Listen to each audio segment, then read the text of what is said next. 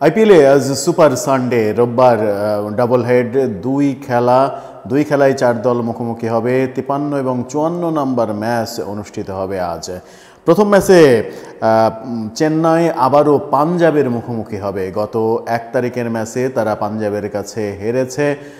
Batting ব্যর্থতার দিনে পাঞ্জাবের সঙ্গে জিততে পারেনি। মোস্তাফিজের শেষ ম্যাচ ছিল সেদিন।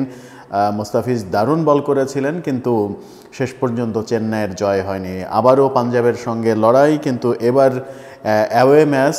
হোমে তারা হেরেছে, এখন অ্যাওয়েতে কি করে সেটাই দেখার বিষয়। এই ম্যাচের আগে যে সংকটটা তাদের তৈরি হয়েছে, মোস্তাফিজ নেই, পাথিরানা এবং থাকসিনা তারা দুজনও দেশে ফিরে গেছেন ভিসা সংক্রান্ত কাজের জন্য। তারা দেশে ফিরে গেছেন।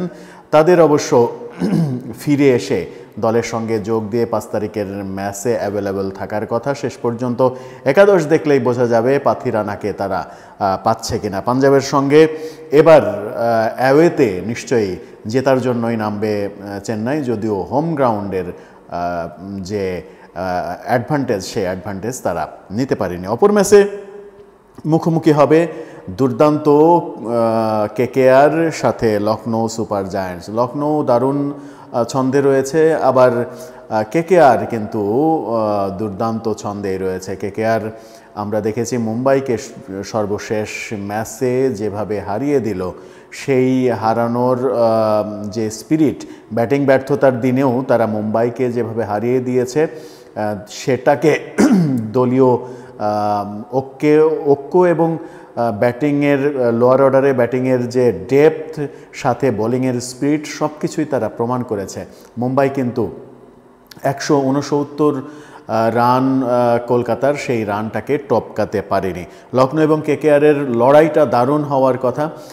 কেকেআর নিশ্চিতভাবেই এই ম্যাচে এগিয়ে থাকবে, নানা বিশ্লেষণের দিক থেকেই কেকেআর এগিয়ে থাকবে। তবে লখনৌ ছেড়ে কথা বলবে না, এটাতে তাই মনে হয়। লখনৌ আজকেও কুইন্টন ডিককে পাবে বলে মনে হয় না। তারা ভালো রিপ্লেসমেন্টের খোঁজে রয়েছে। সেই ক্ষেত্রে কার দ্বারা সফল হয় সেটাই দেখার বিষয়। অধিনায়ক কেএল রাহুল, তারও একটা হতাশা নেমে এসেছে। বিশ্বকাপের দলে তিনি সিলেক্টেড হননি, বিশ্বকাপ দল থেকে বাদ পড়েছেন। দুর্ভাগ্য তার। আইপিএলে দারুণ খেলা, সেরা 5-এর মধ্যে ব্যাটিংয়ে থাকার পরেও তিনি তার চাইতে কম রান করা ঋষভ পান্তের কাছে হেরে গেছেন। উইকেট কিপার ব্যাটসম্যান হিসেবে ঋষভ পান্ত এবং আরও একজন কম রান করা সঞ্জু স্যামসং, এই দুজন কিন্তু ডাক পেয়েছেন, কেএল রাহুল ডাক পাননি। সেই ক্ষেত্রে কেএল রাহুলেরও একটা জিদ কাজ করবে। দেখা যাক সেই জিদটা মাঠে কতটা অ্যাপ্লাই করতে পারেন।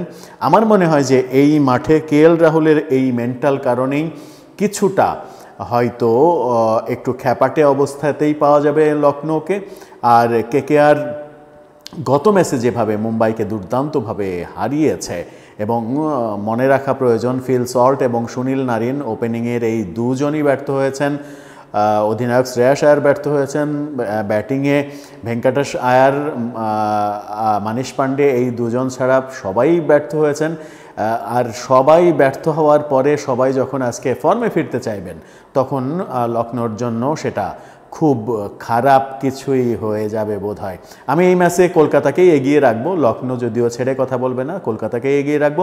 প্রথম ম্যাচে পাঞ্জাব এবং সিএসকের মধ্যে, এই ম্যাচটাতে আমি পাঞ্জাবকেই এগিয়ে রাখতে চাই, কারণ সিএসকে অপেক্ষাকৃত কম শক্তিশালী দল এখন, এবং কম শক্তিশালী দল হওয়ার পরেও তারা যখন অ্যাওয়েতে খেলবে, পাঞ্জাব যখন নিজের মাটিতে খেলবে, সেই অ্যাডভান্টেজটা তারা পাবে। সেই অ্যাডভান্টেজটা তারা কিভাবে কাজে লাগায় সেটাই এখন দেখার বিষয়।